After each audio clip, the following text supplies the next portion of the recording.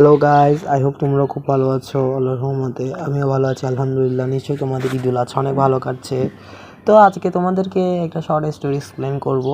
এই স্টোরিটা অনেক ফানি এবং রহস্যময় টাইপের। মূলত আমাদের একটা বন্ধু, তার মামার বিয়ে ছিল, সে আমাদের সবাইকে ইনভাইট করেছে, বলেছে বন্ধু তোদের সবাইকে আসতে হবে। তো আমরা 4-5 জন বন্ধুরা মিলে অ্যাকসেপ্ট করে ফেলি, ভার্সিটি ফ্রেন্ডরা মিলে সবাই অ্যাকসেপ্ট করে ফেলি তার ইনভিটেশনটা। এখন আমাদের ভার্সিটির লাস্ট সেমিস্টার ছিল তখন। তো তারপর আমরা কি করেছি, আমরা মূলত প্রথমত সবাই একসাথে একত্রিত হলাম। একত্রিত হওয়ার পর সিএনজি করে নতুন ব্রিজ গেলাম। নতুন ব্রিজ থেকে দেন আমরা বাঁশখালীর উদ্দেশ্যে রওনা দিলাম। বাঁশখালী খুবই সৌন্দর্যপূর্ণ, খুবই সুন্দর এবং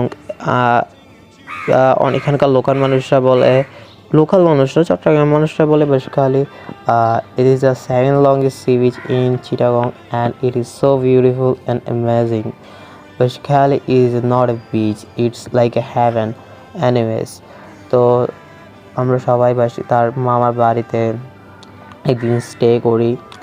তখন সেদিন ছিল গায়ে হলুদ দিনটি খুবই আনন্দময় ছিল। আমরা সবাই মিলে একসাথে আনন্দ করছিলাম, আমরা নাচানাচি করছিলাম, গান গাচ্ছিলাম বিয়েতে। এরপর এগুলো হয়। এরপর আমরা সবাই গায়ে হলুদে আনন্দ করার পর তারপর আমরা সবাই গায়ে হলুদে আনন্দ করার পর আমরা আস্তে আস্তে এরপর আমাদের মাইন্ডে আসলো, এখন তার যে বিয়েতে দাওয়াত দিয়েছে সে বন্ধুটি তার মামার বাড়ি থেকে আসলে বাঁশখালী সি বিচ খুবই কাছে, এই 1 কিলোমিটার পথ হবে, বেশি দূরে নয়। তো আমরা যেটা করেছি, আমরা ফার্স্ট অফ অল গিয়ে বাঁশখালী সি বিচের দিকে রওনা দিলাম। বাঁশখালী সি বিচে রওনা দিয়ে এরপর বাঁশখালী সি বিচে রওনা দেওয়ার পর তারপর আমরা সবাই মিলে বাঁশখালী সি বিচে আমরা নাচানাচি করছিলাম, ছবি তুলছিলাম, ভিডিও ক্যাপচার করছিলাম। আমরা সবাই খুব আনন্দে মুখ ছিলাম। কিন্তু আমরা তখন জানতাম না যে বিশেষ করে স্পেশালি আমার সাথে এমন ঘটনা ঘটে যাবে। আমি স্পেশালি জানতাম না যে আমার সাথে এমন ঘটনা ঘটে যাবে। এরপর যেটা হয়েছে, এরপর আমরা সবাই বাসার দিকে রওনা হলাম, বাসার দিকে যাচ্ছিলাম। এরপর এখন তার আগে তার কাজিন একটা ছিল, নাম জাহিদ, মেনশন করে দিলাম।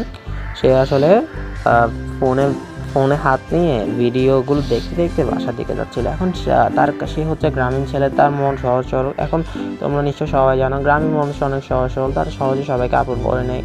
এখন গ্রামের রাস্তা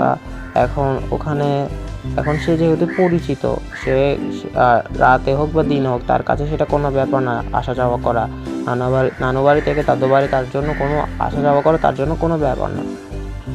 সে কি করেছে, সে মূলত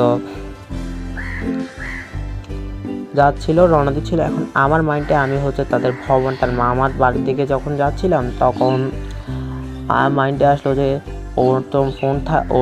ও তো যে রাস্তা দিয়ে যাচ্ছিল, হয়তো সে ওখানে থাকবে, সে এতক্ষণে পৌঁছায়নি। তো আমিও গিয়ে তার সাথে দেখা করে তার সাথে চলে যাব। আমি সেই অনুযায়ী বাঁশখালী সি বিচের দিকে বাঁশখালী না, তার দাদার বাড়ির দিকে রওনা হলাম। এখন আমি তো অপরিচিত ওখানকার এলাকায়, এবং ওই এলাকাটা আমার কখনো আমি যাইনি। বলতে পারো আমি বিগিনার।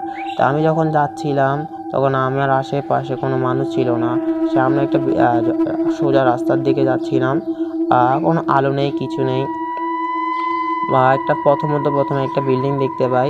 বিল্ডিংয়ে কোনো 3-4 তলা বিশিষ্ট বিল্ডিংয়ে তখন একটু হালকা লাইট জ্বলছিল। এরপর আস্তে আস্তে আমি একটা ক্ষেতের মাঝখানে পৌঁছালাম। ক্ষেতের মাঝখানে বলতে যেখানে ধান ক্ষেত, কৃষকরা ধান চাষ করে, সেই ক্ষেতের মাঝখানে পৌঁছাই। ধান ক্ষেতের মাঝখানে এসে আমি চারিদিকে কিছু দেখছিলাম না। আমার চোখেও ঠিক দেখতে পাচ্ছিলাম না। আমার মনে হচ্ছিল আমাকে জিন টাইপের কিছু একটা আমাকে আক্রমণ করার চেষ্টা করছে, বা ক্ষতি করার চেষ্টা করছে, বা পিছন থেকে কেউ ফলো করার চেষ্টা করছিল। আমার সেটি মনে হয়েছিল। তো তখন আমি খুব ভয় পেয়েছিলাম। এটা আমার ঘটে যাওয়া লাইফে খুবই ব্যাড একটা এক্সপিরিয়েন্স। আমি এমন ভয় কখনো পাইনি আমার লাইফে।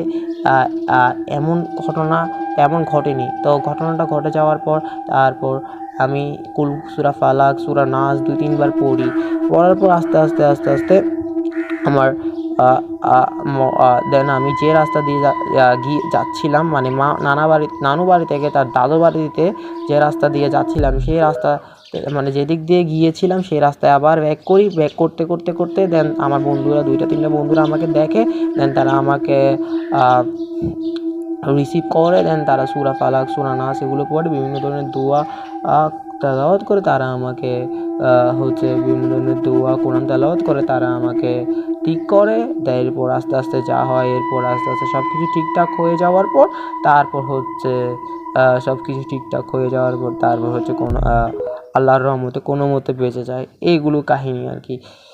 এখন আমার মতে তোমরা যারা গ্রামীণ পরিবেশে যেমন বাঁশখালী, বোয়াখালী, এরপর বলতে পারো পটিয়া, এইসব জায়গায় ট্রাভেল করতে যাবা, চট্টগ্রামের আউট অফ চট্টগ্রামে তোমরা যারা ট্রাভেল করতে যাবা, বা আনোয়ারা বা ধরো কক্সবাজারের ওখানে পটিয়া, ওইসব জায়গায় ট্রাভেল করতে যাবা, অবশ্যই একটা জিনিস মাইনে রাখবা যে তুমি যেহেতু শহরের থেকে এসেছো, তুমি ওখানকার এলাকায় অপরিচিত এবং তুমি ওইখানকার প্লেস সম্পর্কে তেমন জানো না। তুমি যেহেতু জানো না, সেহেতু তোমার মাইন্ডে রাখতে হবে যে প্লেসটা একটু অপরিচিত টাইপের, তো তোমাকে সব কিছু মাইন্ডে রাখতে হবে, ঠিক আছে? আর যাওয়ার আগে অবশ্যই বুঝে নিতে হবে যে জায়গাটা সম্পর্কে অবগত থাকতে হবে।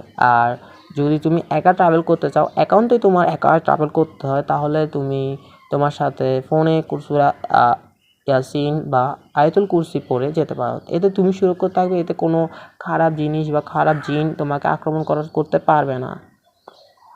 নিশ্চয়ই এই শর্ট ভিডিওটা তোমরা অনেক এনজয় করেছো।